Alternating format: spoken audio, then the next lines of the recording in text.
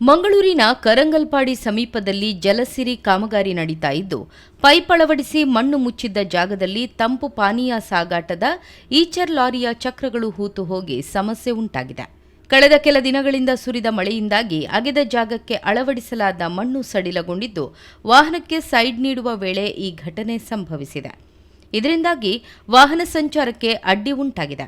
ಕಳೆದ ಕೆಲ ದಿನಗಳಿಂದ ಪೈಪ್ಲೈನ್ ಕಾಮಗಾರಿ ನಡೀತಾ ಇದ್ದು, ಕರಂಗಲ್ಪಾಡಿ ಪ್ರದೇಶದಲ್ಲಿ ವಾಹನ ದಟ್ಟಣೆ ಉಂಟಾಗ್ತಾ ಇದೆ. ಹೆಚ್ಚಿನ ಬಸ್ಗಳು ಇದೇ ರಸ್ತೆಯಲ್ಲಿ ಸಂಚರಿಸುವ ಕಾರಣ ವಾಹನ ದಟ್ಟಣೆ ಹೆಚ್ಚಿದೆ.